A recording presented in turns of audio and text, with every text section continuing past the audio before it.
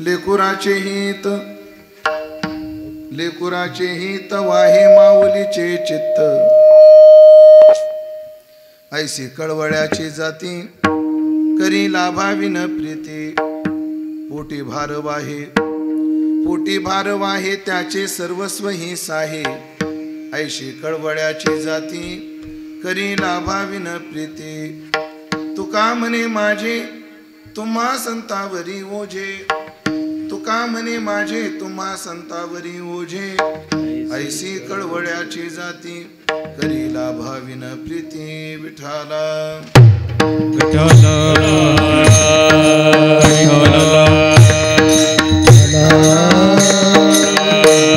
विठाला विठ्ठल विठ्ठल हरे विठ्ठला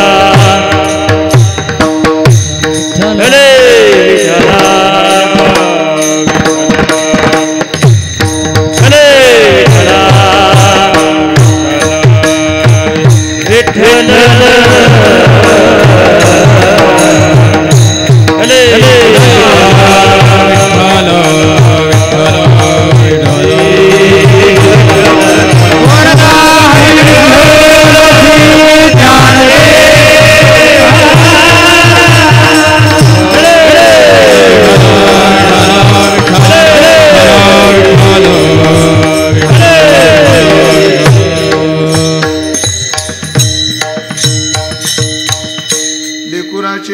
वाहे माऊलीचे चित्त, ऐसी कळवळ्याची जाती करी लाभाविन प्रीती. सेवेकरता निवडलेला अभंग संत श्रेष्ठ जगद्गुरु श्री तुकाराम महाराज यांचा 4 चरणाचा अत्यंत गोड सुंदर असा हा अभंग असून, या अभंगातून जगद्गुरु श्री तुकाराम महाराज एका पवित्र नात्याचं स्मरण करून आपल्या उद्धाराची जिम्मेदारी संतांच्या चरणावर सोपवतात. विठाला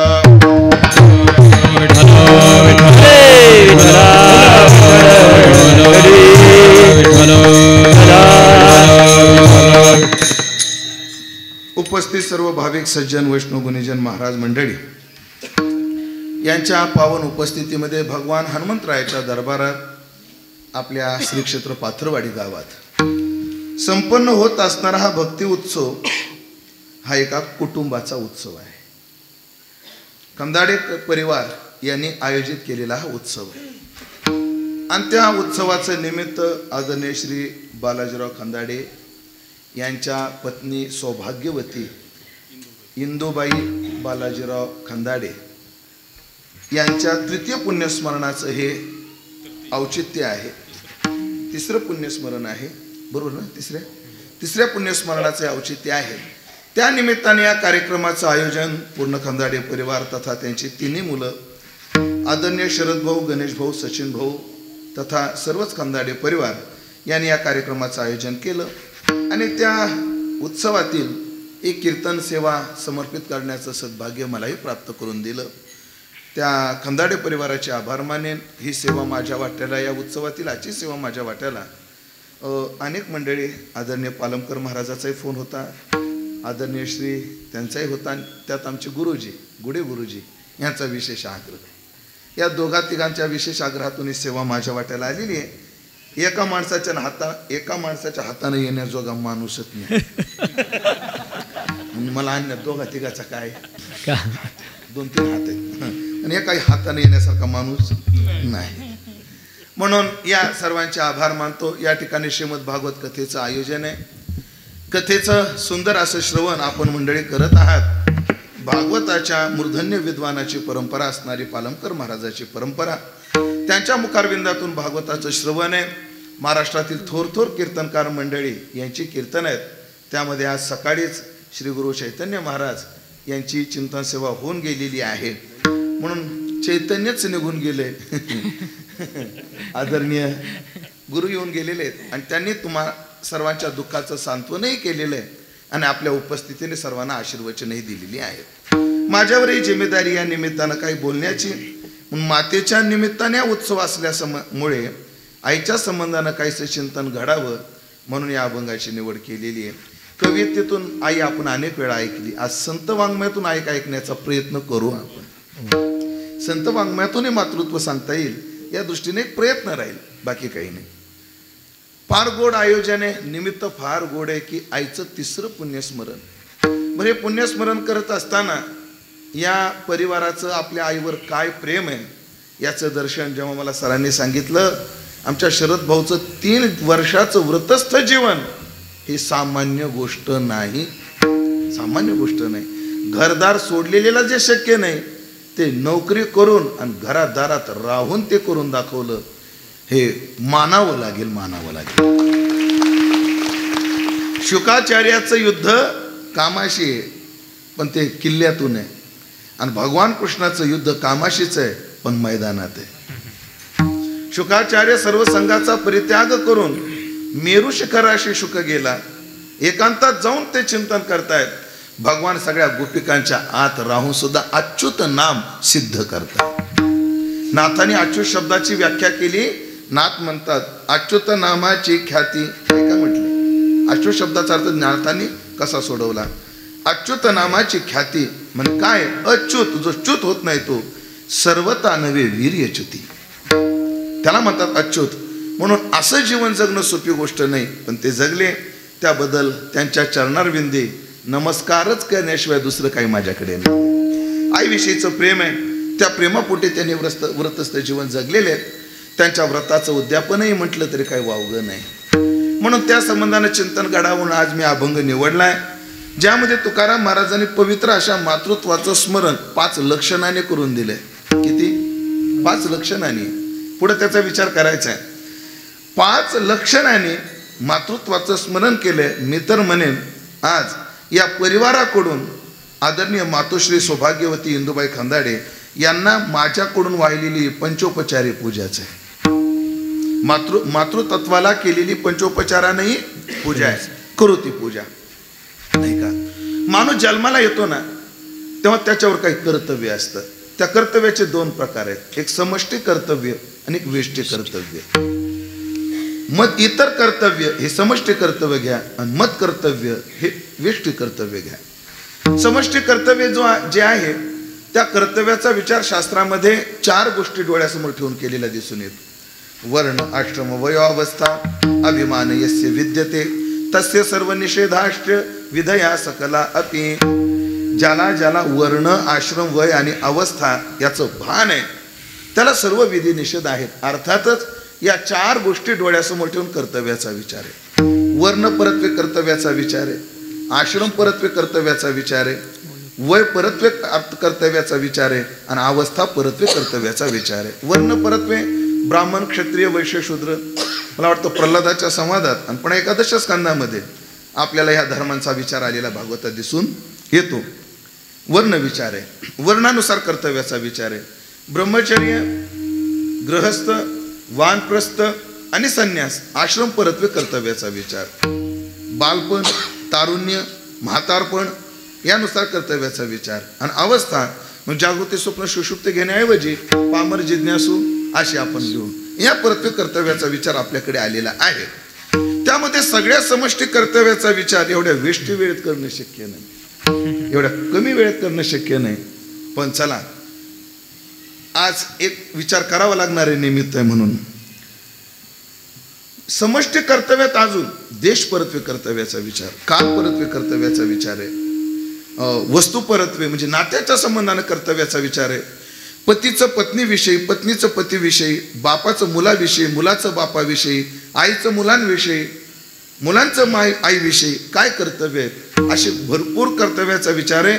पण सगळा न करता मुलाचं मायबापाविषयी काय कर्तव्य आहे हे आपण आधी समष्टी या सदरात विचार करू.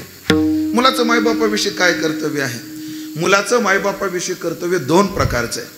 त्यांनी मायबापाची सेवा केली पाहिजे आणि त्यांनी मायबापाचं स्मरण केलं पाहिजे. सेवा आणि स्मरण ही 2 कर्तव्य मुलाची मातापित्याविषयी आहेत.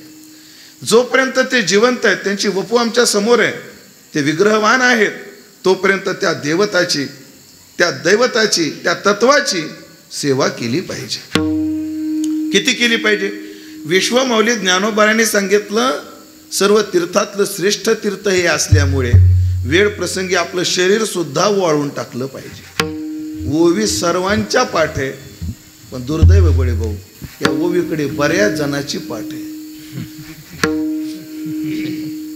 फक्त ऐकणाऱ्यांची नाही, सांगणाऱ्यांची सुद्धा पाठ आहे. ओवी काय?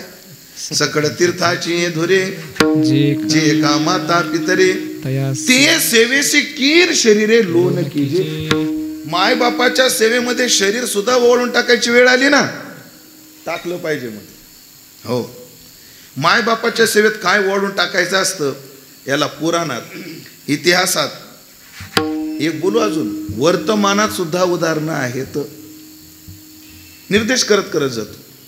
पहा, पुराणात भीष्माने बापाच्या सुखाकरता काय त्याग केला बघा. हो, ययाती करता त्याचा मुलगा पुरू, खरं तर मोठा यदू, पण वंश पुरूच्या नावाने विस्तारित झाला. हो का? कारण पुरूची पितृभक्ती पहा. भागवताच्या 9व्या स्कंदातच नभगाविषयी नाभागाचं पितृपूजा पहा. लय गोड प्रसंग आपल्या 9व्या स्कंदामध्ये ती कथा येते. नभग आहे, नभगाच्या पोटी अनेक मुलं आहेत, त्यामध्ये ज्येष्ठ चिरंजीव नाभाग आहे. नाभाग आहे, ज्येष्ठ आहे, राजाचा उत्तराधिकारी होणार आहे, वनात पाठवलेलं आहे, वनातून आलेला आहे. आल्यानंतर एका वाड्यात शिरायला लागला. तेवढ्यात एक बोंबले, तिथं कुठे जातो म्हणे, ते माझ्या वाट्याला आले. म्हणजे म्हणून तू वनामध्ये गेल्यावर आम्ही वाटण्या करून घेतल्या म्हणे. बरं ठीक आहे, म्हणजे काय हरकत, माझ्या वाट्याला काय आलं? ते म्हणे आम्हाला वाटलं तू आता आळंदीला गेला, तुला काय ठेवायचं. मला आळंदीला गेले की लोक गृहीत धरत नाहीत. आता दुसऱ्याच का, आमच्याच घरचं राशन कार्डात नावच नाही माझं, आता काय सांगू तुम्हाला. काढून टाकलं काय, सोडून दिलं देवाला. आम्हाला वाटलं तू आता काय परत येणार नाही, म्हणून काहीच ठेवलं नाही. ते म्हणे काहीच नाही. तेवढं त्याचं म्हणलं काहीच नाही असं नाही, हा म्हातारा बाप आहे म्हणून तुझ्या वाट्याला. नाभाग म्हणतो अरे म्हातारा बाप नाही, विश्व माझ्या वाट्याला ठेवलं. नभगाला घेऊन जेव्हा नाभाग निघाला, तेव्हा नाभाग पुढे नभगजी चालतायत, नभगजीच्या डोळ्यात पाणी आहे. नाभागानं विचारलं बाबा का तुमच्या डोळ्यात पाणी? बघ ना किती दुर्दैवी बाप आहे. त्या पोरांना संपत्ती देऊ शकलो पण संस्कार नाही, तुला संस्कार दिले पण संपत्ती नाही. दुर्दैव माझं, दुर्दैवी बाप आहे. नाही नाही बाबा असं नका समजू, तुम्हीच माझं विश्व आहात असं नाभाग म्हणतोय. पण नभग म्हणतो बाळे ऐक म्हटले काय, त्या मुलाने माझ्या संपत्तीच्या वाटणी केल्यात, माझ्या ज्ञानाची वाटणी अजून झालेली नाही. आताच्या भाषेत बोलू का थोडंसं मराठीमध्ये तुम्हाला कळण्यासाठी. माझ्या इस्टेट त्यांनी वाटून घेतली पण टॅलेंट अजून शाबूत आहे. ही लवकर कळती भाषा लोकांना. ऐक म्हटलं, इथून जवळच अंगिरस कुळाचे काही ब्राह्मण यज्ञ करतायत आणि 6 दिवसानंतर त्यांना मंत्राचा विसर पडतोय. त्या मंत्राचा वेत्ता मी आहे, ते मंत्र तुला शिकवतो, तू जा आणि त्या मंत्राचं स्मरण त्या अंगिरस कुळाच्या ब्राह्मणांना करून दे, ते तुला यज्ञातलं जे शिल्लक राहील ते देतील आणि त्यामुळे तुझा संसार थाटेल. नाभाग गेलेला आहे. नाभागाने त्या अंगिरस कुळाच्या ब्राह्मणांना 6 दिवसानंतर मंत्र विसर जो पडतो त्याचं स्मरण करून दिलं. यज्ञ पूर्ती झाली, ब्राह्मण खुश झाले आणि ब्राह्मणाने यज्ञात जेवढं उरलं होतं तेवढं या नाभागाला दिलं. नाभागाने सगळं गोळा केलं, निघाला. तेवढा ते काळा कबीरनं पुरुष रस्त्यात उभा राहिला. काय घेऊन निघाला? ते म्हणे तुमचा गैरसमज होते, मी चोरून येत नाही, ब्राह्मणाने मला प्रसन्नतेनं दिलंय. चढ्याव खाली, पण तुम्ही कोण आहात? म्हणजे मी शिवगण आहे. प्रजापतीच्या यज्ञ सभेमध्ये निर्णय ठरला, यज्ञाचे शिल्लक राहतं ते शिवगणांचं असतं. चढ्याव. नाभाग म्हटला मी नक्की देईल पण बापाला विचारून. वडिलाकडे गेला, बाबा असं असं झालंय. अगदी बरोबर बाळा, देऊन टाक. ऐका मंडळी, खरा धार्मिक कोण? ज्याला प्रतिकूल ते धर्म आठवत होतो. द्रौपदी खरी क्षमावान का का का दुसऱ्याच्या पोराला मारल्यामुळे तिनं क्षमा नाही केलेली. स्वतःची 6 मुलं मारली तेव्हा तिला क्षमेची भाषा आठवते, खरी क्षमावान. आपत्तीमध्ये धर्म आठवला पाहिजे. नाही तर घरी जळता जळत नाही, घातली एक पंगत, हे वेगळं. पण अडचणी आहेत, अडचणीमध्ये सुद्धा दान धर्म सुचणं, आपत्तीतला परमार्थ काही वेगळाच आहे, वादच नाही. वा वा, त्या नाभागाची पितृनिष्ठा आणि धर्मनिष्ठा त्या शिवगणानं पाहिली. वा, तुझ्यासारखा पितृनिष्ठ आणि धर्मनिष्ठ माणूस भेटला नाही मला.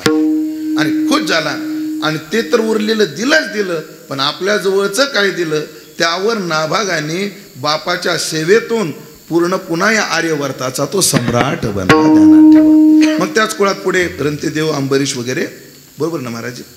पुढची पिढी असो बापाची सेवा, भीष्माची पहा बापाची सेवा, मायबापाची सेवा.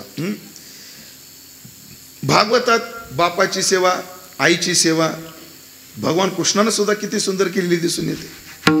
मी 2 प्रसंग या प्रसंगात सांगत असतो. उद्या महाराजाच्या मुखातून त्या कथाभाग तुम्हाला ऐकायला मिळेलच, पण फक्त माझ्या अल्पबुद्धीने त्याचं थोडं तात्पर्य सांगतो. बाप काय? बाप पोरा करता नरड्या एवढ्या पाण्यात पुरात उतरणार आहे तो बाप आहे. तुमच्या गावाजवळ नदी आहे एखादी? हा, नदी जवळपास आहे का? कोणती? रेना. रेना रेना आहे. तिला पाणी आहे? पावसाळ्यात असतं. जीव द्यायचो आपलं असं वाहत पोहण्यासारखं. पोहणाऱ्याला विचारा तुम्ही, विहिरीत पोहणं वेगळं, नदीत पोहणं वेगळं. जेव्हा पूर येतो तेव्हा पाण्यात शिरणं वेगळं. जेव्हा पाण्याला पूर असतो ना सर, तेव्हा त्याला एवढा वेग असतो, कमरे एवढं पाणी सुद्धा माणसाला ओढत नेतो. पण वसुदेव आपल्या पोराला सुरक्षित ठेवण्याकरता पुराच्या पाण्यात नरड्या एवढा गेलाय. बाप ध्यानात ठेवा, तो बाप आहे. पण माझा बाप अडचणीत आल्यानंतर त्याचं उत्तर मी झालं पाहिजे.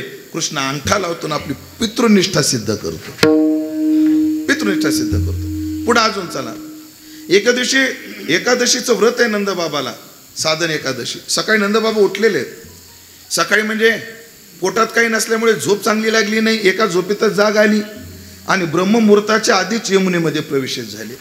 वरून लोकातील लोकांना वाटलं यांनी नदीचा जलतत्वाचा अपमान केला आणि वरुणाच्या दूताने नंदबाबाला वरुण लोकाला नेलं. भगवान कृष्ण वरुण लोकात जाऊन त्याच्याशी भांडून आपला बाप घेऊन आले. ध्यानात ठेवा. अजून प्रसंग पुढे चला, पुढे न्या. यज्ञ इंद्रयागाची तयारी चालू आहे. इंद्रयागाची तयारी चालू आहे. मांडीवर कृष्ण बसलेला आहे. बाबा मला सांगा ना काय चालू आहे? अरे इंद्रयाग चालू आहे. का बरं? अरे इंद्र पाऊस देतो, चारा उगवतो आणि त्यामुळे आपल्या गाया पुष्ट होतात, त्यामुळे आपली सगळी व्यवहार चालतात, दैदूत मिळतात, त्यावर आपला व्यवहार चालतो. नाही बाबा, इंद्र नाही, आपल्या गायाचं वर्धन करणारा हा पर्वत आहे. गो वर्धन, त्याची पूजा केली पाहिजे. ठरल्याप्रमाणे इंद्रयाग थांबवलेला आहे, गोवर्धन याग केलेला आहे, गोवर्धन पूजा केलेली आहे. भगवान गोवर्धन प्रगट झालेले आहेत, इंद्राला कळालेलं आहे आणि इंद्राने पाऊस चालू केलेला आहे. इंद्राने पाऊस चालू केला. राखिता गोधने हो इंद्र कोपला भारी, मेघ जो कडाडीला शिळा वर्षता धारी, राखिले गोकुळ हे नखी धरोनिया गिरी. तो कोबराय म्हणतात.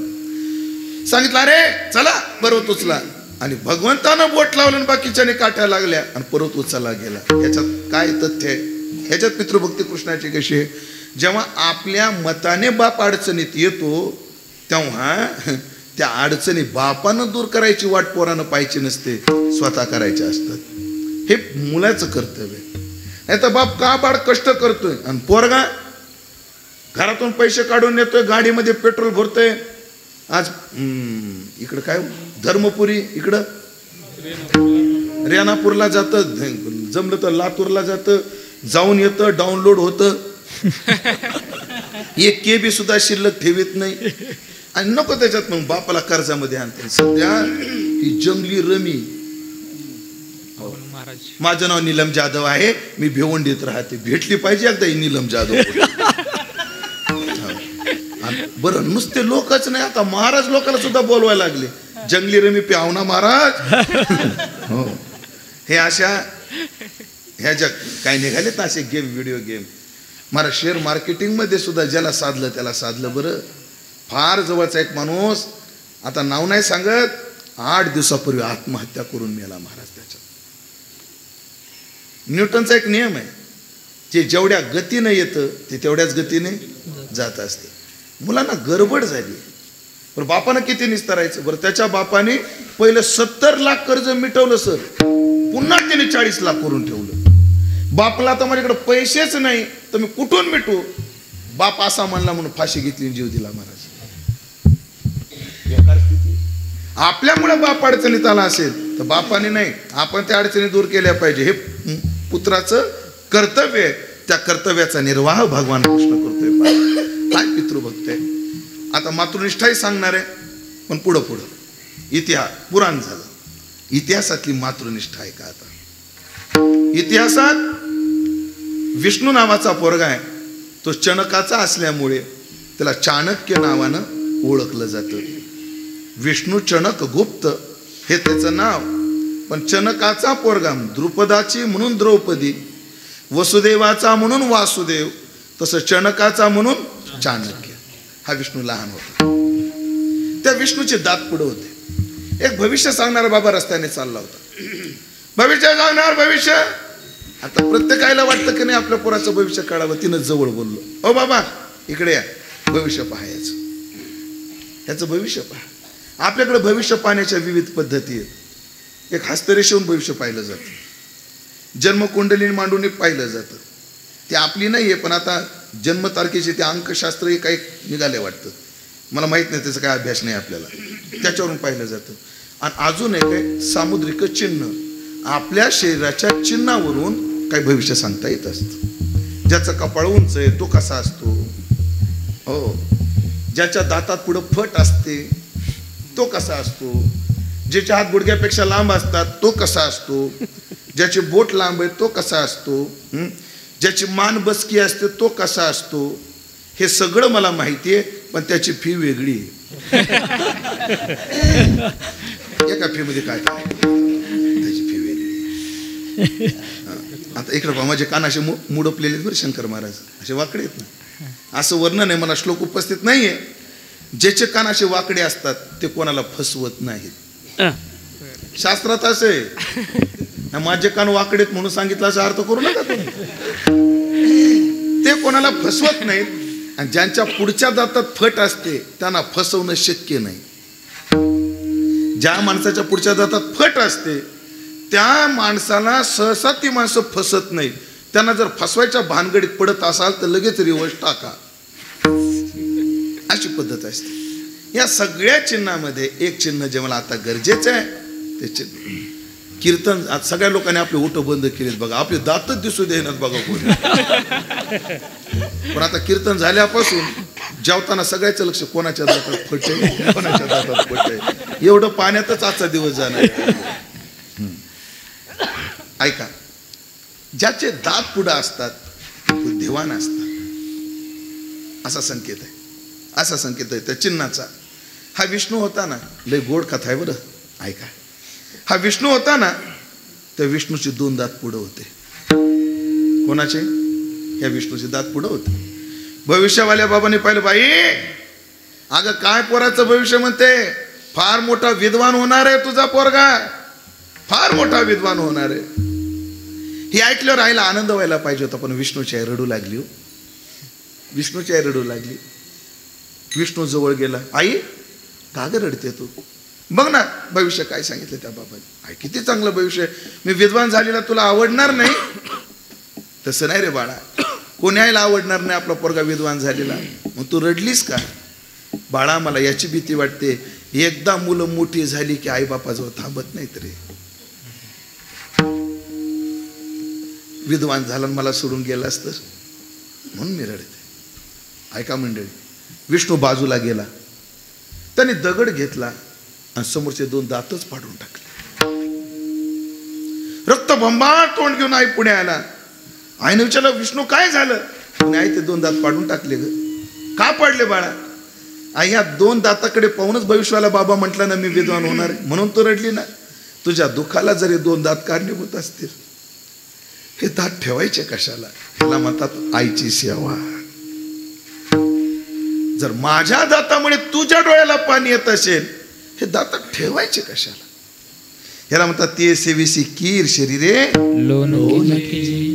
चला मंडळी, इतिहास सांगितला मी तुम्हाला. इथं जाणत्या राजाचा फाला मोठा पुतळा आहे, पण तो राजा न सांगता पुढे जाणं उपमर्द होईल महाराज. राजगडावरची राजधानी रायगडावर नेली. रायगड हिरोजी इंदोलकर वास्तुस्थापत्य, आताच्या भाषेत इंजिनियर, त्याच्या देखरेखीखाली पूर्ण झाला. पण जिजाऊचं वय झालं होतं तेव्हा. रायगडावर आजही इतका वारा असतो. आम्ही सप्ताह केला महाराज रायगडावर. पुरातत्व खात्याने आम्हाला मंडप टाकायला सुद्धा परवानगी दिली नाही. तर दिवसभर भिंतीच्या कडेला बसायचं, संध्याकाळी ऊन उतरलं की मैदानात यायचं, हरिपाठ करायचा, कीर्तन करायचं, तिथंच मैदानात झोपायचं. पुन्हा सकाळ झाली की दरीला जाऊन बरोबर जायची सोय नाही. म्हणजे एरवी एका सिलेंडरमध्ये जेवढा स्वयंपाक होतो तेवढा रायगडावर तेवढ्या स्वयंपाकाला 2.5 सिलेंडर लागायचे. एवढं वातावरण थंड तिथं, एवढं थंड. जिजाऊचं बरं आता असं नैसर्गिक उष्णता वाढलेली आहे सध्याच्या काळात. आता असं तर 350 वर्षापूर्वी कसं वातावरण असेल त्या रायगडावर, कसं वातावरण असेल. कोकणातला भाग तो. जिजाऊला ते हवा सहन होणारी नव्हती. पण जिजाऊला रायगडाच्या पश्चिमेच्या पायथ्याला एक वाडा बांधला होता. त्या वाड्यामध्ये जिजाऊची राहायची सोय केली होती. जिजाऊ आणि त्या वाड्यात एक सुविधा केली होती. एक घंटा बसवला होता मोठा. त्याचं पुढे इतिहास सांगतो त्या घंटानादाचा. जिजाऊ एकदा शोभाला म्हणल्या, शोभा एकदा आम्हाला गड पाहण्याची इच्छा आहे. हो आऊसाहेब. पालखीमध्ये बसवलं आणि आऊसाहेबाला सर्व गड दाखवला. दिवाने आम, दिवाने खास, पागा, राणी महाल, सगळं दाखवलं. आणि सगळ्या शेवटी मावळ माचीला नेलं जिजाऊला. माची शब्दाचा अर्थ असतो गडाचं शेवटचं टोक, आणि मावळ माची म्हणजे पश्चिमेचं टोक. म्हणजे सूर्य मावळ तिला पश्चिमेला जातो त्या बाजूला, की ज्या पायथ्याला जिजाऊचा काय आहे, वाडा आहे. मावळ माचीवर नेलं आणि तिथे एक वटा आहे. आजही तो वटा साक्ष देतो. आऊसाहेबाला विचारलं, आईसाहेब सांग बरं हा ओटा आम्ही कशा करता बांधला. कोण म्हणतं? शिवाजी महाराज म्हणतात. जिजाऊला म्हणतात, हा ओटा आम्ही कशा करता बांधला. काय बालिश प्रश्न विचारता राजे, एवढं आम्हाला कळत नाही. अहो या बाजूना या भागाची पाहणी करता बांधला. नाही आऊसाहेब चुकलात तुम्ही. मग का बांधा राजे. आऊसाहेब जेव्हा अन्य गडावर आपण असायचो तेव्हा जगदंबेची पूजा झाली की आम्हाला तुमचं दर्शन व्हायचं. पण ह्या गडावरचं उंचावरचं थंड वातावरण तुम्हाला सहन होणार नाही, म्हणून या पश्चिमेच्या पायथ्याला एक वाडा बांधलाय आणि त्या वाड्याच्या दारात एक घंटा आहे. जेव्हा तुम्ही तुमचं सर्व प्रातर्विधी सर्व काही उरकून पूजा वगैरे उरकून सदरेमध्ये येऊन बसाल तेव्हा तिथं सेवक घंटानाद करील. ती घंटा एवढी मोठी होती, त्या घंटेचा नाद रायगडावर येत होता. आणि आमच्या कानावर घंटानाद आला की आम्ही समजावून जाऊ आमचं दैवत आता सदरेवर येऊन बसलंय. आऊसाहेब आम्ही या वट्ट्यावर येत जाऊ आणि इथून तुम्हाला रोज मानाचा मुजरा करत जाऊ. एवढ्या करता वटा. ह्याला म्हणतात मातृभक्ती. कोणाची? शिवाजी महाराजाची. तुम्ही असं समजू नका जगात चांगली माणसं संपली. हो चांगली माणसं कमी नक्की झाली. चांगले कीर्तनकार संपले, चांगले वादक संपले, चांगले गायक संपले, विद्वान कथाकार संपले. डोक्यातलं काढून टाका. आहेत अजून आहेत. हा संख्या कमी झाली पण अजून निष्ठेनं जगणारी माणसं आहेत. श्रावण बाळ आम्ही पुराणात वाचला ऐकला. आताही अशी मुलं आहेत महाराज. मी डोळ्याने पाहिलेली सांगतो. मी डोळ्यानं पाहिलेली. आमचे ठोंबरे भाऊ आहेत, तुम्हाला माहिती आहे ठोंबरे भाऊ महाराज. त्यांचंच वय 70च्या जवळ. कोणाचं? मुलं. पण त्यांची आई अजून आहे महाराज. ते रोज सकाळ संध्याकाळ आईची सेवा केल्याशिवाय घराच्या बाहेर पडत नाही. सगळं जाग्यावर आहे सगळं. आणि असं 8 वर्षापासून ते करतायत. सोपी गोष्ट आहे. आजही मातृभक्त आहेत. आणि बाहेर कशाला बघायची गरज. याच घरातली 3 पोरं पहा. आईचं 3रं पुण्यस्मरण एवढ्या आस्थेने करतात. ही मातृनिष्ठा असल्याशिवाय. मातृनिष्ठा. म्हणून मुलांनी आईची सेवा केली पाहिजे. जशी सेवा केली पाहिजे पितरांची तसं पितरांचं स्मरण केलं पाहिजे. शरीराने जेव्हा ते गेले तेव्हा त्यांची सेवा स्मरण केलं पाहिजे. मग दशक्रिया असेल, 13वा असेल, मासिक असेल, वर्षश्राद्ध असेल, पुण्यस्मरण असेल. त्या गरुड पुराणात 84 श्राद्धाचं विधान आहे.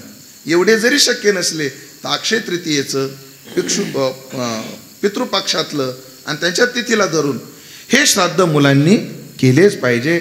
असं सेवा आणि स्मरण हे मुलाचं आई बापाविषयी कर्तव्य आहे. पण जसा तो मुलगा आहे तसा तो माणूस पण आहे. त्याचं माणूस म्हणून काय कर्तव्य आहे, त्याचं माणूस म्हणून काय कर्तव्य ऐका तुकोबाराय सांगतात.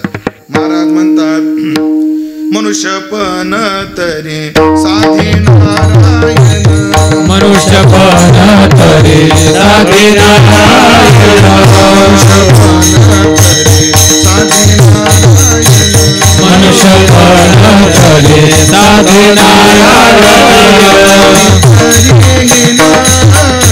पशु होणे नाही तरी पशु नाही तरी पशुनी नाही तरी पशुनी, मनुष्यपणा तरी साधे नारायण, मनुष्यपणा तरी साधे नारायण, मनुष्यपणा तरी साधे नारायण, मनुष्यपणा तरी मनुष्यपणा तरी साधे नारायण, मनुष्यपणा तरी साधे नारायण, नाही तरी पशु नाही तरी पशु हे नाही तरी पशु नाही तरी पशु. माणूस जसा एक त्याचं मुलगा म्हणून कर्तव्य आहे, त्याचं वेष्टी सुद्धा कर्तव्य आहे. त्याने देव साधला पाहिजे. संसार बंधन थोडा वेगी त्यानं याच्यातून मोकळून देव साधला पाहिजे. म्हणून जन्म आली याचा लाभ पद्मनाभ दर्शने त्या देवापर्यंत गेलं पाहिजे. मग त्या देवाकडे जायला किती मार्ग आहेत तरी अर्जुना पाहिजे प्रवेशावया माझ्या ठाई उपायाची नाही वाणी येत. इथं कमतरता नाही, खूप उपाय आहेत. पण सगळ्या उपायाचा आढावा घेणं शक्य नाही. प्रामुख्याने आपण पाहू योगाचा एक मार्ग आहे, ज्ञानाचा मार्ग आहे, कर्माचा मार्ग आहे, भक्तीचा मार्ग आहे. कोण्या मार्गाने जावं महाराज? योगाचा मार्ग आहे ना क्लेशोधिक तरस्तेशा अवघड आहे. चला ज्ञानाचा मार्ग क्षुरस्य धारा निशितम दुरत्यया दुर्गम पतस्तत् कवयो वदन्ति. महाराज ज्ञानाचा मार्ग तर शूळावरील पोळी भक्ती कठीण, शूळावरील पोळी तो बाळी विरळा शूर, निवडे तो बाळी विरळा शूर, निवडे तो बाळी विरळा शूर, निवडे तो बाळी विरळा शूर.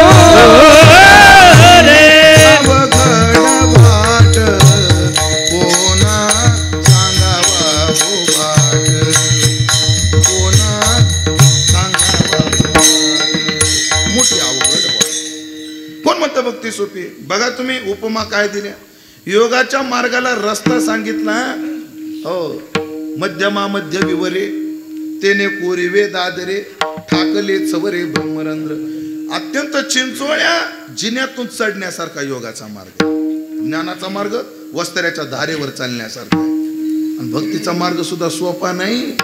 कबीरजीचा दोहा आहे का, प्रेम पंथ कठीण है लंबा पेड़ खजूर. त्या अभिदा परवीन लय गोड गातात.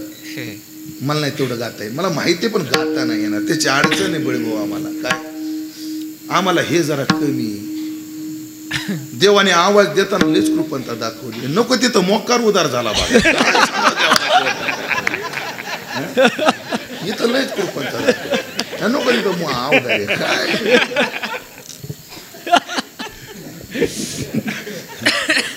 ऐका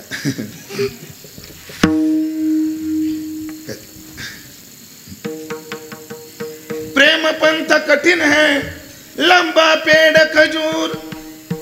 म्हणजे भक्तीचा मार्ग अवघड आहे. कसा? उंच खजुराच्या झाडासारखा आहे. लंबा पेड़ खजूर. लक्ष देऊन ऐका. ऐका काय म्हणतात उत्तरार्धात. चढे तो चाखे प्रेम रस गिरे तो चकनाचूर. या भक्तीमध्ये जो कडेला गेला त्यालाच प्रेम मिळतं.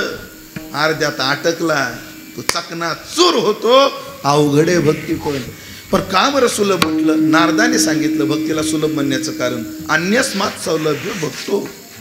अन्नाच्या मानानं सोपी. भाऊ 100 किलोचं पोतं जड का 80 किलोचं पोतं जड?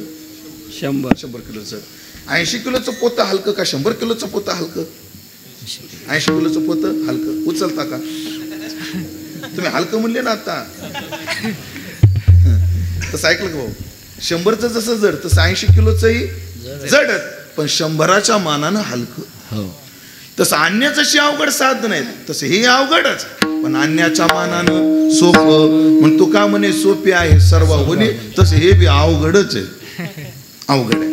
आणि मग नियम असा आहे, अवघड कामं कोणाच्या तरी मदतीने करावी लागतात.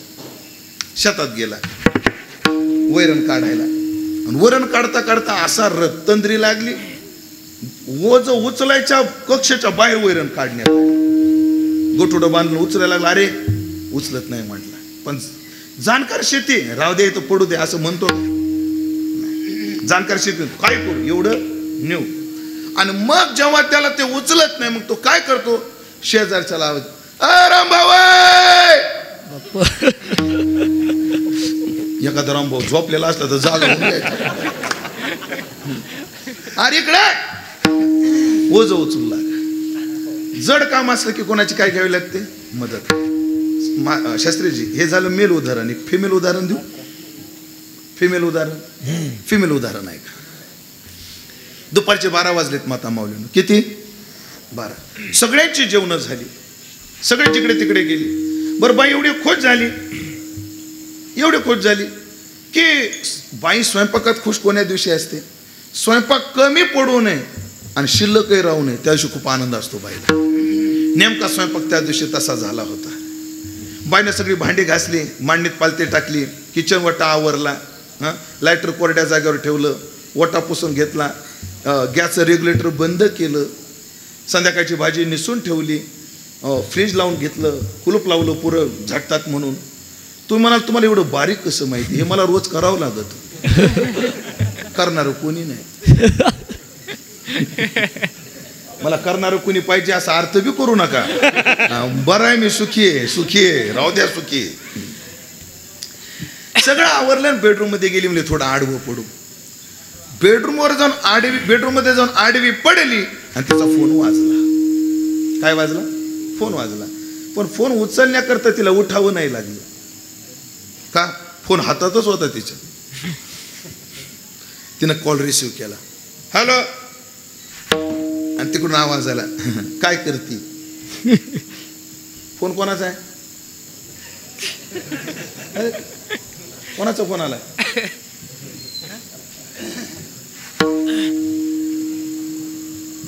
फोन कोणाचा आहे? मालकाचा आहे. धन्यवाद, जवळची साथ दिली जरा. काय नाही म्हणले, आडवं पडले. काय नाही, ते अहमदपूरचे पाहुणे आलेत. मग ते जेवायचं म्हणतात. आता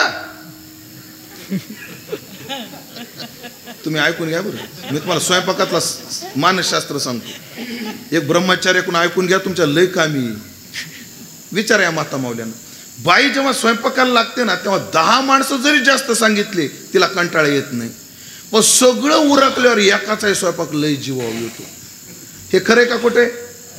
खरं आहे ना? काढा बरं 100 रुपये. मग खरं म्हणल्यावर काढाय पाहिजे, असं नाही, पद्धत नाही, बरं नाही वाग. ती म्हणजे आता म्हणजे हो. किती जण आहेत? 15-20 जण. भया अहमदपुरात कोणी ठेवलं का नाही की फोनवर म्हणत राहते तिकडून. हा म्हणतो हो हो हो येणार आहेत. ती तिकडून शिव्या देते आणि ऐकून प्लास्टर करतो. हा चाल हो. कसं सण होतं तुमचं, तुम्हाला लखलाभ रे बाबांनो.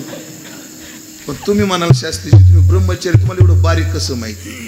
मला बारीक माहीत असण्याचं कारण आहे, हे ऋषीमुनी रोज भेटतात मला. आणि हे तपस्वी ऋषीमुनी त्यांचे अनुभव सांगतात, त्याचा आम्ही कीर्तनात सांगतो. बाकी त्याला एक वाक्य बोलायचं असतं, ते सुनामीचं वाक्य असतं. आणि ऐकलं का? अर्ध्या तासात स्वयंपाक झाला पाहिजे, लगे फोन कट आणि स्विच ऑफच. ही बाई पुन्हा लावते तर पुढं फोन लागत नाही. आता वेळ किती आहे? अर्धा तास. स्वयंपाक किती लोकांचा आहे? 15 ते 20 माणसाचा. काम सोपं आहे का अवघड आहे? अवघड आहे. मग बाई काय करते? शेजारच्या बाईला आवाज, गण्याची आई, पिंट्याची आई, जरा मदतीला यावं. मग ती मदतीला येते आणि हिला स्वयंपाक करू लागते. दृष्टांत संपला. अवघड काम कोणाच्या तरी मदतीने करावं लागतं. एक तर मानवी जीवन फार अल्प आहे. जीवितम अल्प एव, अल्प आयुष्य मानवी देह. आणि अल्प आयुष्यात परमात्म्यासारखा, परमात्मा प्राप्तीसारखं काम करायचंय. काम अवघड आहे, मार्ग अवघड आहे. मग कोणाची तरी मदत घ्यावी लागते. मग ह्या मार्गावर मदत करणारे फक्त दोघच आहेत, एक तर देव आणि दुसरे संत. तेच आपल्याला कडेला नेऊ शकतात. देव सुद्धा संतत्व अवच्छेदकाला आल्याशिवाय करू शकत नाही. कपिल मुनी खरं तर विष्णू अवतार आहे, 24 अवतारामध्ये नाव आहे, पण ते सुद्धा देवतेला उपदेश देवत्वावच्छेदकानं करतात का संतत्वावच्छेदकानं करतात? तर गुरुत्वावच्छेदकाने करतात. संतांची गरज आहे, पण आपल्या जीवनामध्ये उद्धार झाला पाहिजे, देव मिळाला पाहिजे. काम अवघड आहे. मोठं काम असल्यामुळे, अवघड काम असल्यामुळे याच्याकरता कोणाचं तरी सहकार्य घ्यावं. कोणाचं घ्यावं? दाते हो दान करा, जाते पंढरपुरा, न्यामच तिथवरी, दिनाचा सोयरा, अखमाचा सोयरा. थाप. तुम्ही संत सारे, तुम्ही संत सारे, कृपेचे सागर, तुम्ही संत सारे, तुम्ही संत सारे, तुम्ही संत सारे, कृपेचे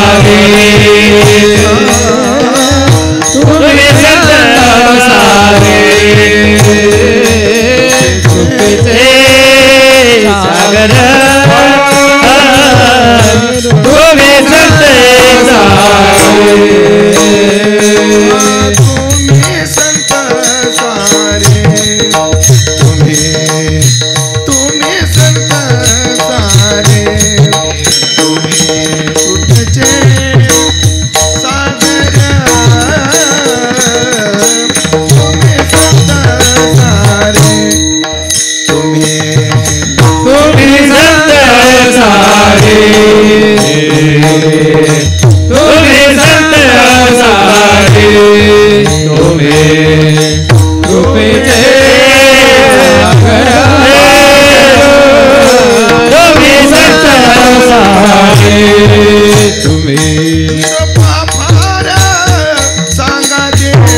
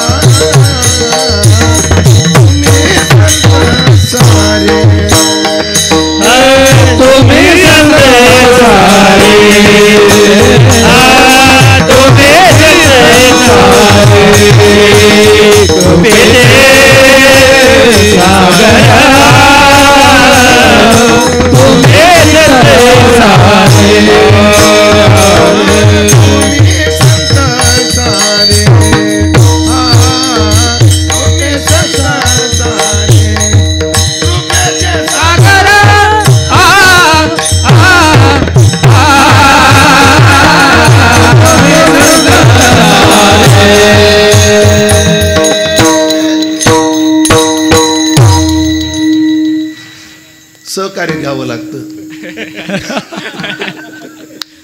तुम्ही संत सारे, कृपेचे सागर. पण याच न्यायाने तुका म्हणे माझे तुम्हा संतावरी ओझे.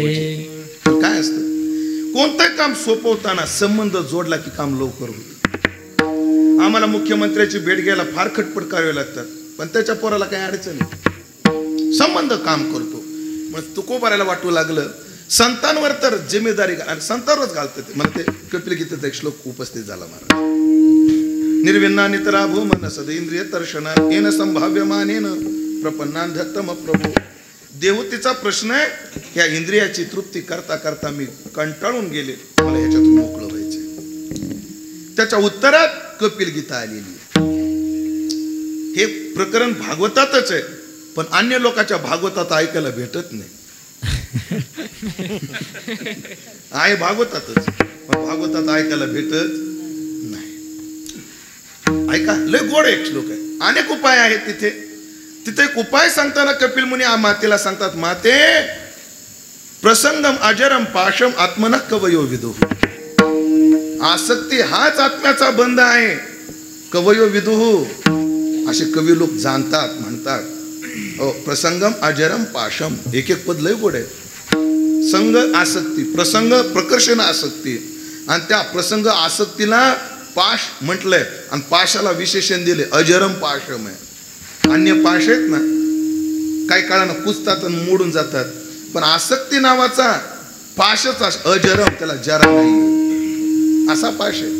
प्रसंगम अजरम पाशम आत्मन कवयो विदु. आत्म्याचा हाच बंध आहे. पण माते स एव साधू सुकृतो, पण तीच आसक्ती जर साधूच्या चरणावर लावली तर मोक्ष द्वार आपाप होता.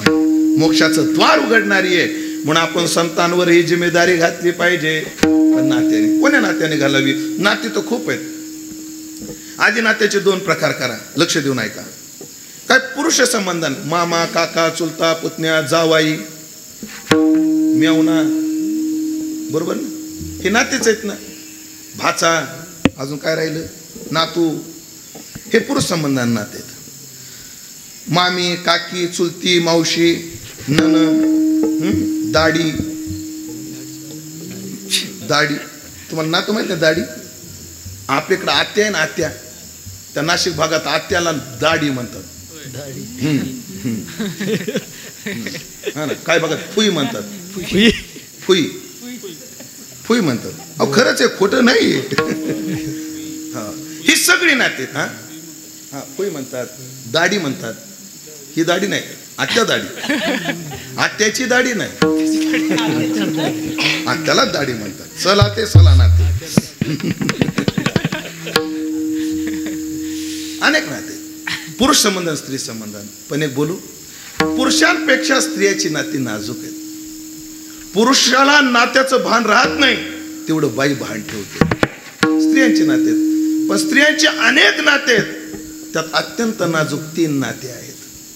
एक आहे बाईचं, बायकोचं, एक आहे ताईचं म्हणजे बहिणीचं, आणि एक आहे आईचं म्हणजे जन्मदात्या मातेचं. 3 नाती नाजूक आहेत, बाई, ताई आणि आई. पण अजून बारकाईनं पाहिलं, पिठाच्या चाळणीनं चाळलं ना स्त्रींचे सगळे नाते, तर 3च नाते शिल्लक राहतात, ताई, बाई आणि आई. पण मैद्याच्या चाळणीनं चाळलं ना अजून 2 नाते गळून पडतात, बाईचं, ताईचं. बायकोचं प्रेम आहे नवऱ्यावर, प्रेम आहे. पण जेव्हा मुलगा आणि नवरा हे 2 येतात तेव्हा बाई नवऱ्याला वजा करते. अजून बघा तुम्ही. हो, जेव्हा मुलगा आणि हो बाप जर पोराला मारू लागला, आडवं जाती आणि पोराला इकडे घेते, मीच आहे म्हणून टिकले, मुडदा काही शहाणा नाही म्हणते. मुलगा आणि पती यांच्या निवडीत आई कशाची निवड करते? बाजू कोणाची घेते? मुलाची. बायकोच्या नात्याला एवढं उणीव आहे. ताईचं नातं लय गोड आहे, फक्त शेतातून हायवे तेवढा जाऊन.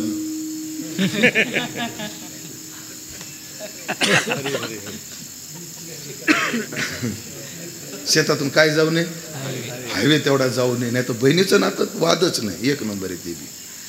सदा शृंगार भूषणी कांतालवे बहुमाने, त्या धनाची झाली या तुटी, स्त्री बसव सोने लागे पाठी. नाही, न्यूनता आहे त्या नात्याला.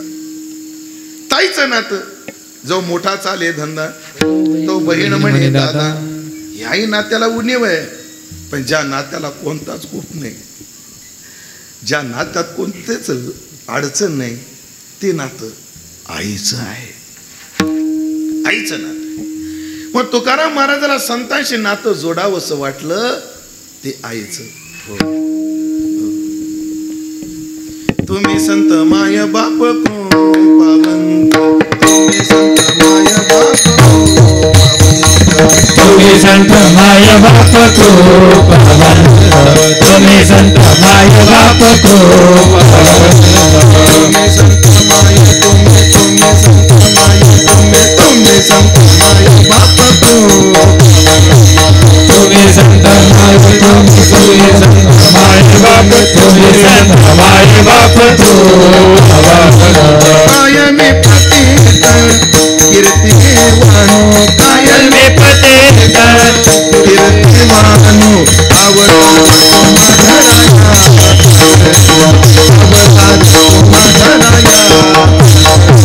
कायमी पतित कीर्तिवानो कायमी पतित कीर्तिवानो अवतार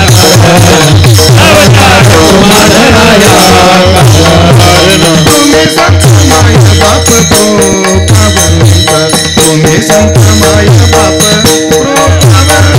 संत माय बाप पावंत तुम्ही संत माय बाप पावंत तुम्ही संत माय बाप तुम्ही संत माय बाप तुम्ही संत माय बाप पावंत तुम्ही संत माय बाप पावंत कायमी पतित कीर्तिवानो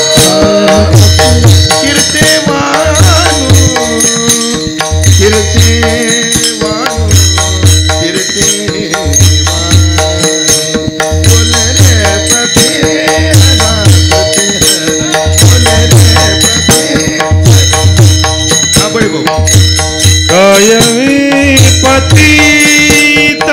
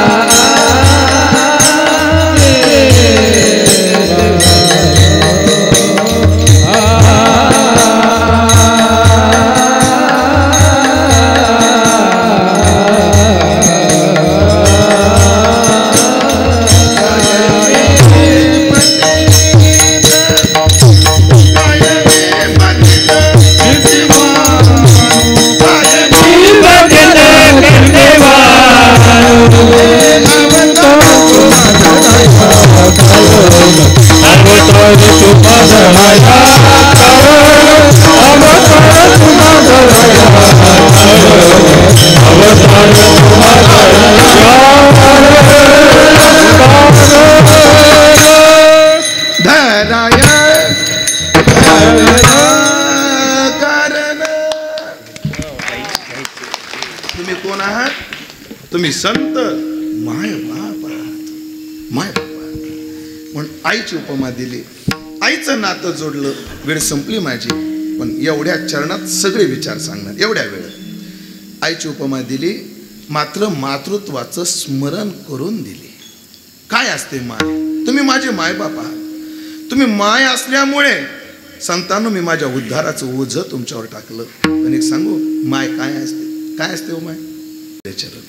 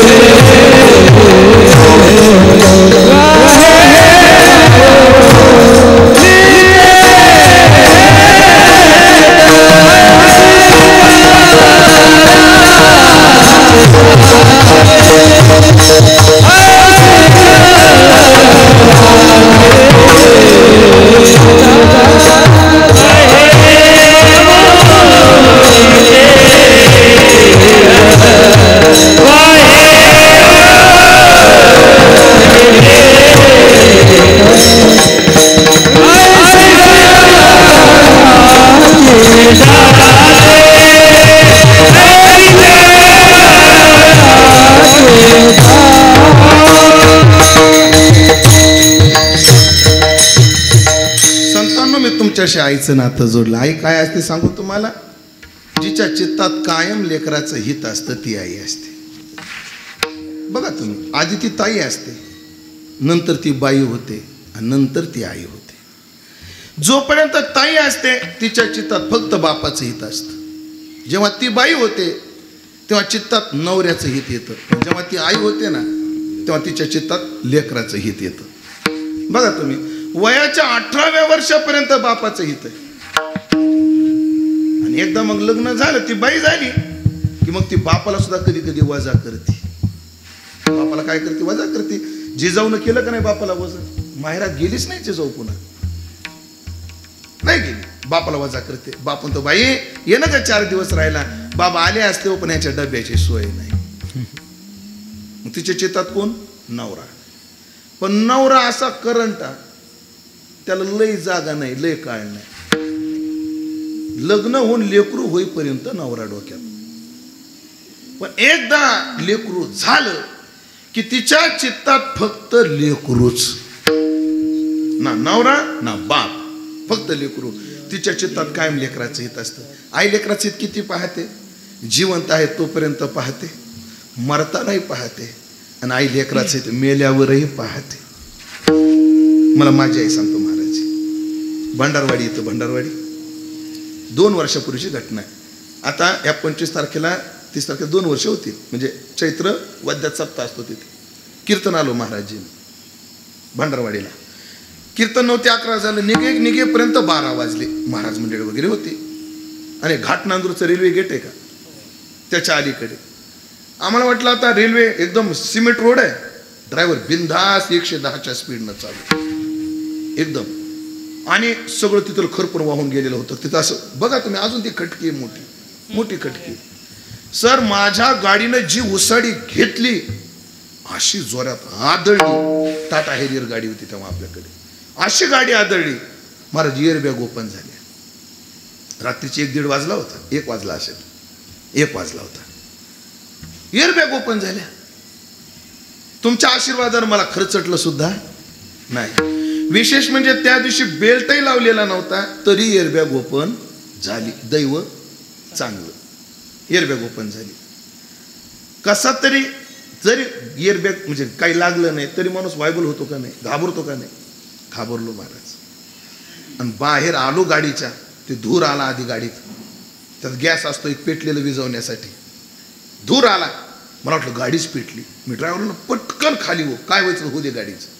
आम्ही गाडीच्या खाली आलो.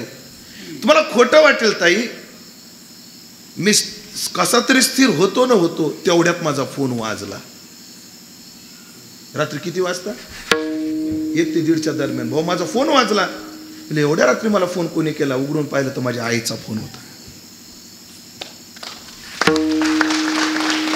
1:30 वाजता कोणाचा फोन होता? आईचा फोन होता. मला आईचा फोन पाहिलं की भरून आलं.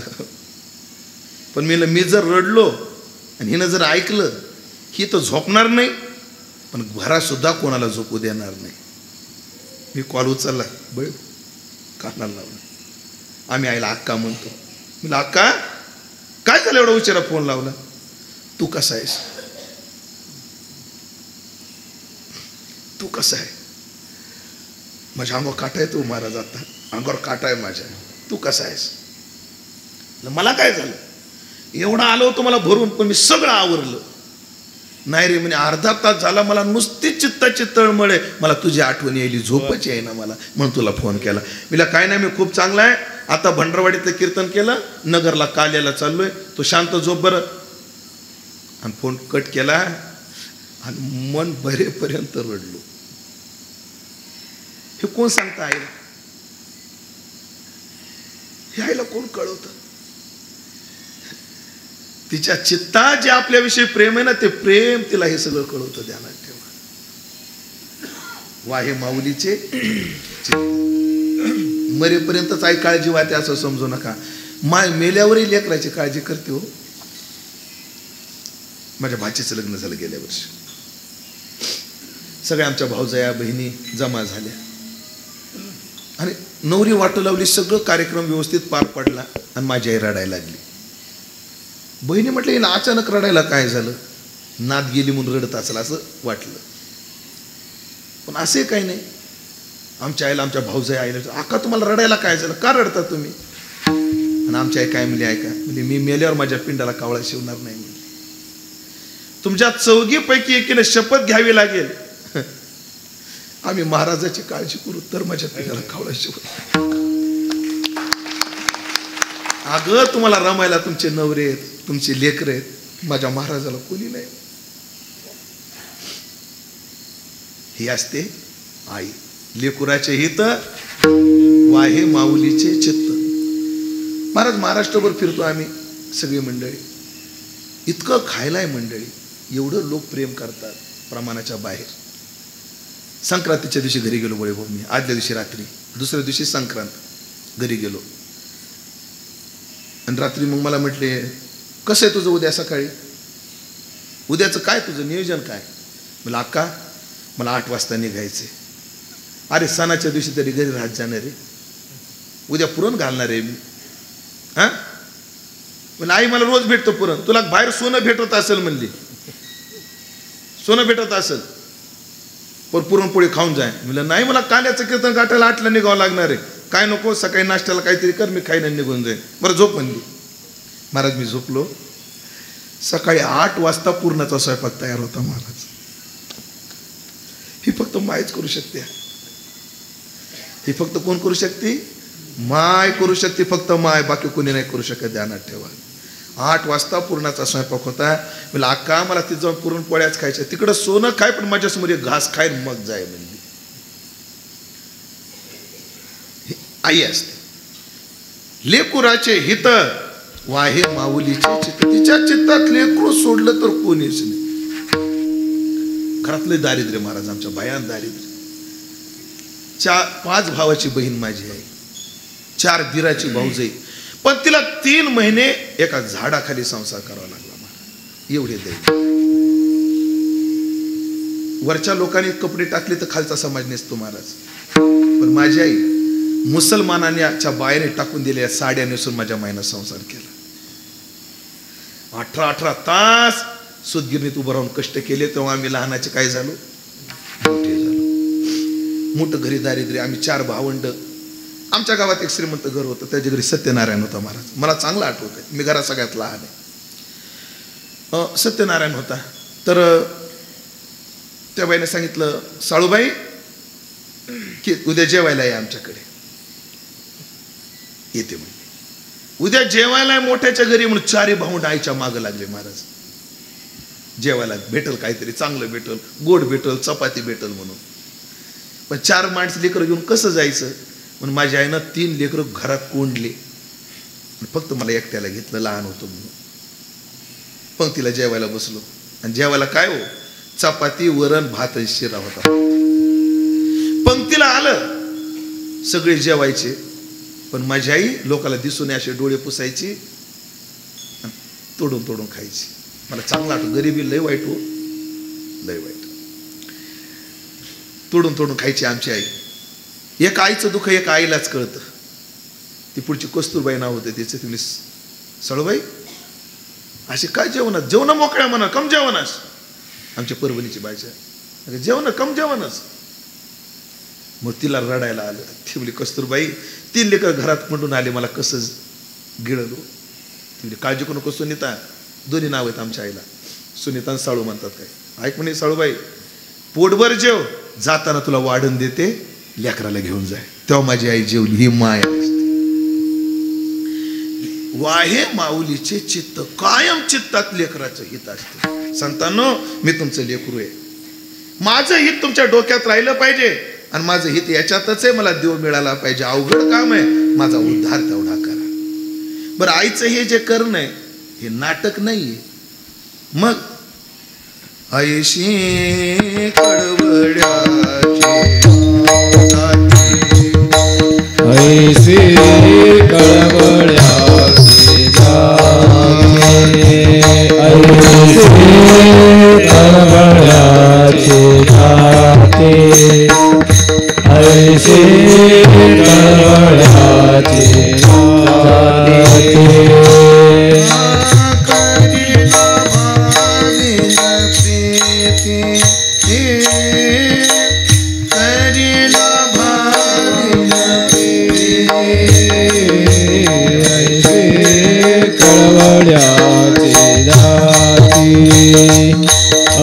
ऐसे गळवळ्याची जाते करीला भावे करीला भावे ऐसे गळवळ्याची जाते ऐसे गळवळ्याची जाते. कधी कधी पत्नी सुद्धा ना नाटक करते प्रेमाचं, कधी कधी बहीणही नाटक करते, पण मायचं प्रेम हे नाटक नाही, ती जात आहे, तो स्वभाव आहे. ऐसा मातेचा स्वभाव सूत्रधरी एक जीव, ऐसी कळवळ्याची जाती. स्वभाव आहे तिचा, आणि स्वभाव त्याला म्हणतात स्वभाव दुरतिक्रम. ते कोण्याच परिस्थितीत सोडत नाही. नाशिकला कीर्तनाला गेलो, संध्याकाळची वेळ होती, फिरायला गेलो, द्राक्षाची बाग, आणि एक म्हातारी द्राक्षाच्या बागाच्या कडेला हातात एवढा केसाचा बुचका दादा रडू लागली. अत्यंत श्रीमंत घरची म्हातारी, मग रडू लागली.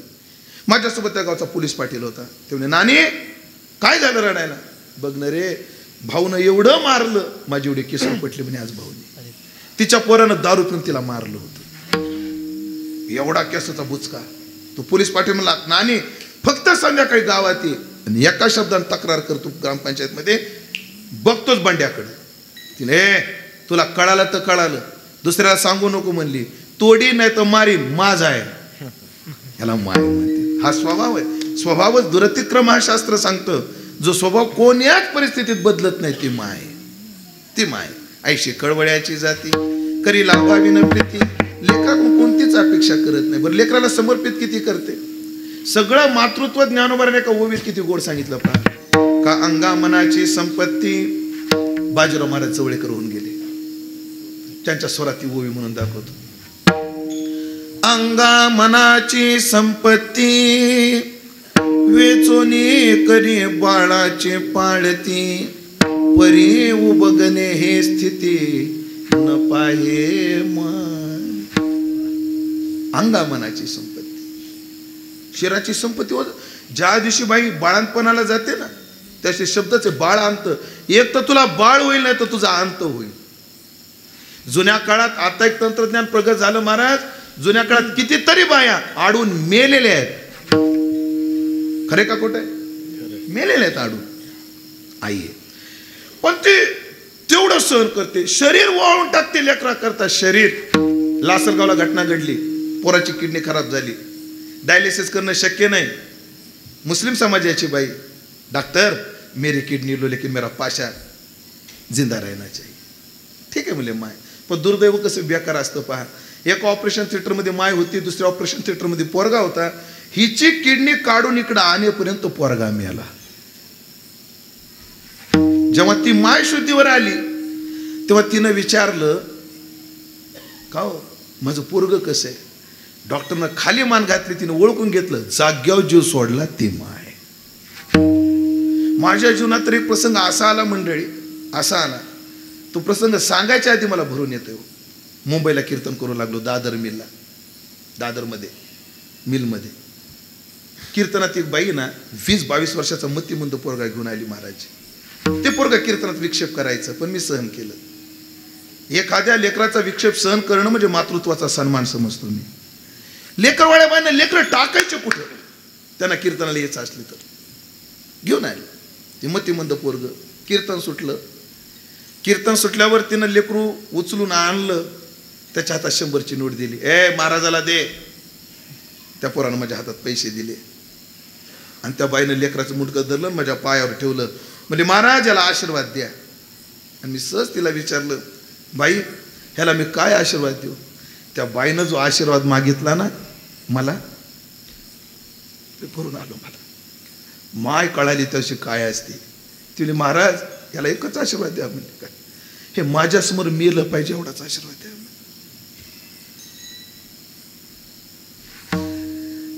माझ्यासमोर मरण आलं पाहिजे. कारण हे जर माझ्या माघारी जगलं ना महाराज, याचं करणार कोणी नाही हो. मला शांततेनं मरण नाही येणार म्हटलं. हे माझ्यासमोर मेलं पाहिजे. हायशी कळवळ्याची जाती करी लाभावी न प्रीती. काय अपेक्षा ठेवत नाही मुलाकडून. आपल्या आईची आपल्याकडून काय अपेक्षा नाही, एवढीच अपेक्षा आहे. दिवसातून एकदा तिला माय म्हटलं पाहिजे, टोळी भरून माय. एवढी अपेक्षा आहे मायची, बाकी काय अपेक्षा आहे? महाराज माझ्या आईला त्या काळात म्हणतात राशन कार्डवर 5 रुपयाला साडी भेटायची, ती भेटत नव्हती. आज तिचे लेख असे आहेत, मी महाराज आहे, एकाकडे 2 गाड्या आहेत, ट्रक आहे, एक वकील आहे, त्याची प्रॅक्टिस चांगली आहे. ती जर म्हणली ना महाराज रोज साडी बदलायची मला, रोज नवीन साडी पाहिजे, तरी आम्ही 3 भाऊ तिला रोज साडी देऊ. पण अडचण आहे की ती मागतच नाही हो.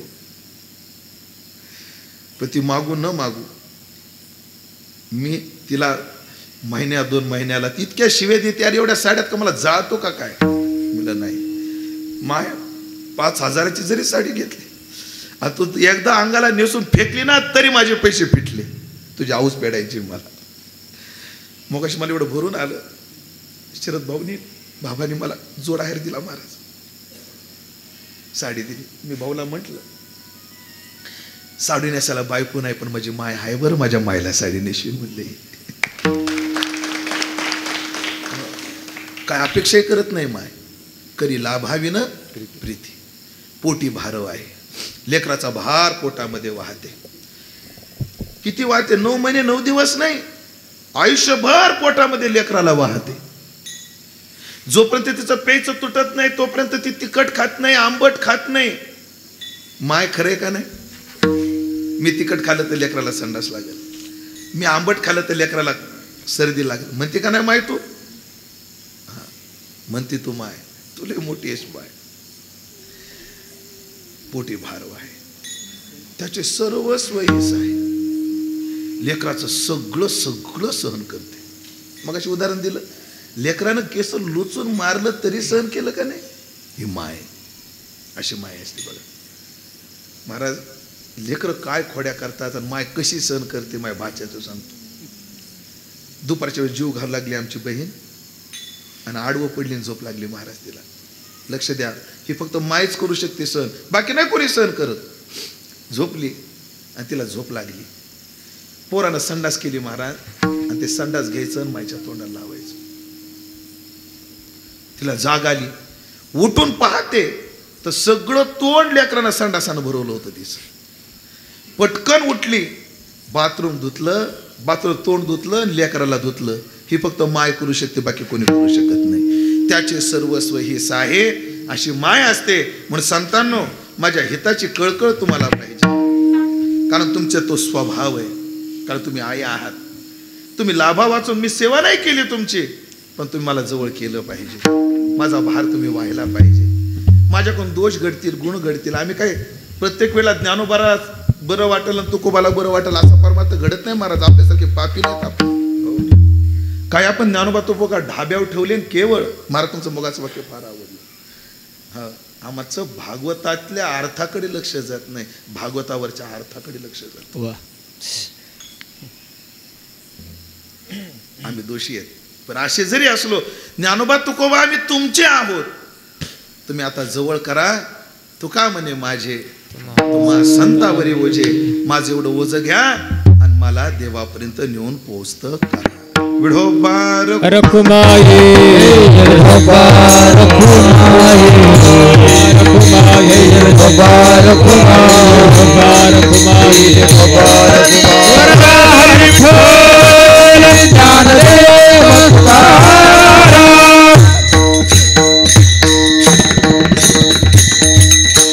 सेवेचा भाग संपला. खरं तर आयुष्य मिळायला पाहिजे होतं. 3 पोराचा संसार, 3 सुना, नातवंड, पतवंड, गोड संसार होता आईसाहेबांचा. इंदूबाई यांचा आईसाहेबाचा गोड संसार होता. पण नियतीच्या पुढे धातयाही पाया पडता, अनुठे गतायू पंडू सुद्धा. महाराज, बाप मरतो ना त्याचं मरणं वेगळं आहे आणि माय मरते त्याचं मरणं वेगळं आहे. गुरुवारी चैतन्य महाराजाचं एक चिंतन आहे. कदाचित दुपारी त्यांनी सांगितलं न सांगितलं मला माहीत नाही.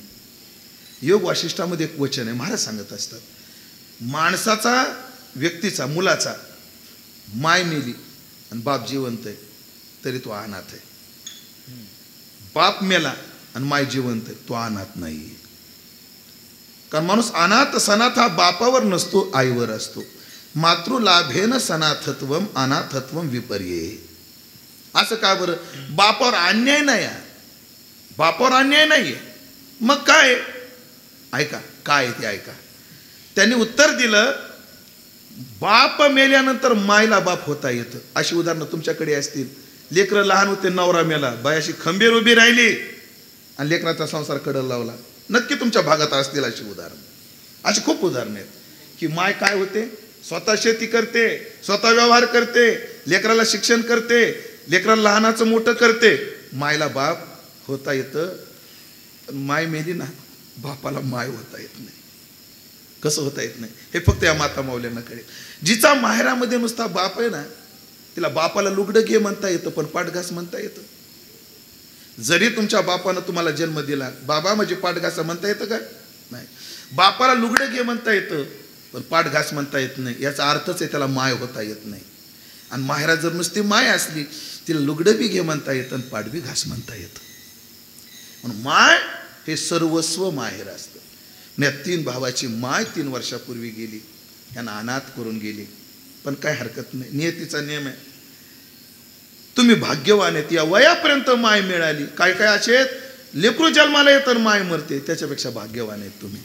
एवढंच आहे. संत सांगतात, जिथं आपल्या जीवनात ज्या गोष्टीची कमतरता आहे त्या ठिकाणी माणसानं देवाला बसवत जावं. ज्याला धन नाही त्याने म्हणावं पांडुरंग माझं धन आहे. ज्याला बहीण नाही त्यानं म्हणावं पांडुरंगच माझी बहीण आहे. चंद्रभागा आमची भगिनी आहे ना, भाऊ पुंडलिक मुनी आणि चंद्रभागा आमची बहीण आहे, तिला बहीण म्हणावं. कारण त्याला नातं लय जपता येतं. तुम्हाला उदाहरण सांगतो, पंढरपुरात घडलेली घटना आहे महाराज. आपण चंद्रभागा घाटावरून वर चढतो ना, सारडा भुवन आहे आपली धर्मशाळा आहे तिथं, भारत महाराजाचे रेडियलम समाज धर्मशाळा. त्याच गोळीमध्ये एक वारकरी राहत होता. पुढं त्या वारकऱ्याला नव्हतं पोरग. जे ते लोक त्याला म्हणायचे, अरे तुला पोरगा नाही, तुला पाणी कोण पाहिजे, तुला पोरगा नाही, तुला पाणी कोण पाहिजे. हे उदाहरण स्वतः शेखर महाराजांनी मला सांगितलंय. श्री गुरु शेखर महाराज त्यांनी सांगितले उदाहरण, तुला पाणी कोण पाहिजे, तुला पाणी कोण पाहिजे, तुला मुलगा नाही. तो एकच म्हणायचं, पांडुरंगच माझा पोरगा आहे म्हणले. वात्सल्य भाव होता महाराज त्याचा पांडुरंगाविषयी. तर घटना सांगतात महाराजजी, पंढरपुरात अशी घटली, ज्या दिवशी तो वारकरी मेला तर त्या दिवशी त्याच्या उशाला पांडुरंगाच्या मंदिरातला तांब्या सापडला. आणि ही घटना काय 1000-2000 वर्षापूर्वीची नाहीये, ही आत्ता 100-50 वर्षापूर्वीची घटना आहे. ह्याला नातलही जोड जपता येतं. म्हणून एकच आहे, एक करा. आपली माय नाही ना, ज्ञानोबा तुकोबा हीच आपली माय, त्याच्यात माय पाहावी. खरं तर 3 भावाला जसं दुःख आहे तसं बालाजीरावला पण दुःख आहे. हे दुःख वेगळं आहे. मी ब्रह्मचारी आहे, तुम्ही गृहस्थी आहेत, तर हे वाक्य बोलतो. पती पत्नीचं नातं केवळ शरीर सुखाचं नातं नसतो. माणूस 50च्या 60च्या पुढे गेला तर पत्नी शरीर सुखासाठी नाही, आधारासाठी पाहिजे असतं. आणि ज्या वयात बायकोचा आधार पाहिजे होता त्या वयात त्यांची बायको गेली आहे. त्यांनाही दुःख आहे, वादच नाही. म्हणून मी 3 पोरांना, 3ही सुनांना सांगेन, तुम्ही सासूबद्दल, सुनांना म्हणतो, मुलांना म्हणतो, तुम्ही आईबद्दल एवढा गोड कार्यक्रम केला महाराज, एका गावाला जमणार नाही ते एका घरानं करून दाखवलं महाराज. लग्न सोपं, सप्ताह अवघड आहे. माझं बोलणं तुम्हाला उपमर्दाचं वाटेल, पण काय लग्नामध्ये एकाच जावयाचा उठाठेव करावं लागते. सप्त्यात किती जावा येतील याची गणित नाही. खरं सांगतोय तुम्हाला, सोपं नाही येते. पण एका गावाला जमणार नाही असं एका घरानं सप्ताह करून दाखवला आहे. 3 पोरांना, सर असतील, त्यांचे 2 भाऊ असतील, एक दुकान पाहतो, शेती पाहतात, उद्योगानं सगळे चांगले. पण मी तिघांना एकच सांगेन, तुम्ही आईला श्रद्धांजली वाहण्याकरता एवढं व्रतस्थ राहिलात, आईला श्रद्धांजली वाहण्याकरता एवढ्या गोड कार्यक्रमाचं आयोजन केलं. म्हणजे आज चैतन्य महाराज येऊन गेले आणि काल याला शेखर महाराज येणार आहेत. म्हणजे वारकरी संप्रदायाचे चंद्र सूर्य बोलवले, तुम्ही ध्यानात ठेवा. महाराजजी मी एक वाक्य सांगत असतो, लक्ष देऊन ऐका. वाक्य काय, संप्रदायावर जगणारे खूप आहेत, संप्रदायाकरता जगणारे थोडे आहेत, आणि संप्रदाय ज्यांच्यामुळे जगतो असे तर फारच थोडे आहेत. हे संप्रदायावर जगणारी माणसं नाही आहेत, संप्रदायाकरता जगणारी नाही, यांच्यामुळे संप्रदाय जिवंत आहे अशी माणसं तुम्ही आणली. सोपी गोष्ट नाही ही मंडळी. पालमकर महाराज इथं 7 दिवस उपस्थित आहेत. ही एवढी मोठा कार्यक्रम केला, ही आईला श्रद्धांजलीच आहे. पण मी माझ्या मनातलं एक बोलतो, तुम्हाला खरीच आईला श्रद्धांजली व्हायची असेल तर एकच सांगतो, बालाजीरावची सगळी सेवा मन लावून करा, ही आईला खरी श्रद्धांजली. ते प्रत्येक गोष्ट बोलून दाखवणार नाही, कारण हक्कानं जे बोलायचं, जे सुनाला बोलता येत नाही ते बायकोला बोलता येत असतं. पण माझं मन आहे की तुम्ही करताच बापाची सेवा, अजून ते चालतात फिरतात, देवाने त्यांना असंच चालत फिरत राहू देवावं, 100 वर्ष आयुष्य मिळावं आणि चालत फिरतच त्याने जावं अशी देवाला प्रार्थना आहे. पण त्यांचं मनोरथ ओळखून त्याची सेवा करा, ही खरी श्रद्धांजली आहे, अशी भावना व्यक्त करतो. अभंग विस्ताराला पूर्णविराम देतो.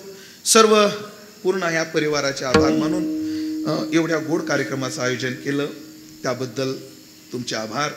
आणि मायबद्दल काय प्रेम असावं याकरता सगळ्या मुलांनी आदर्श घ्यावा, असं शरद भाऊंचं जीवन आहे. असा सगळ्यांनी आदर्श डोळ्यासमोर ठेवावा अशी सगळ्यांना प्रार्थना करतो. अभंगावर जे काही बोलू शकलो ते माझ्या वारकरी शिक्षण संस्थेतले गुरुवर्य, माझे गुरुवर्य संतवीर बंडातात्या कराडकर, माझ्या गुरुच्या चरणी समर्पित करून उपस्थित सर्व वैष्णव गुणीजन महाराज मंडळी, सगळ्यांचा नाम उल्लेख करणं शक्य नाही. सर्वांविषयी अंतःकरणात तेवढाच भाव आहे, तो भाव व्यक्त करतो आणि त्याच मायेचं चिंतन करून थांबू. ज्ञानेश्वर माऊली ज्ञानराज माऊली ज्ञानेश्वर माऊली ज्ञानराज माऊली ज्ञानराज माऊली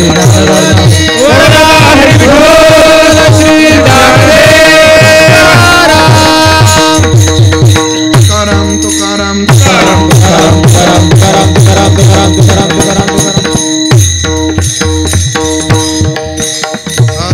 तुका म्हणे माझे, बोला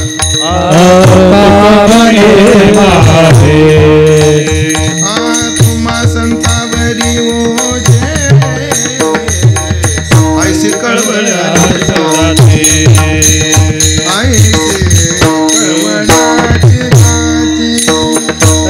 तुम्हा संतावरी ओझे, ऐसे कळवळाचे ऐसे कळवळाचे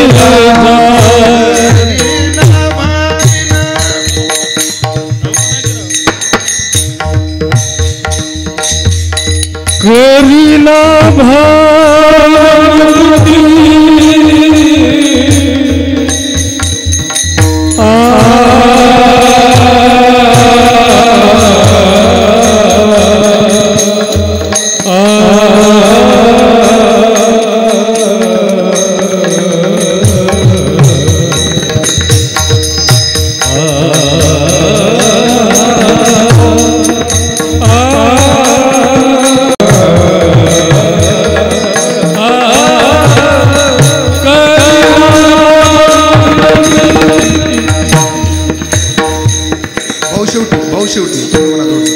करीला भावीन प्रीती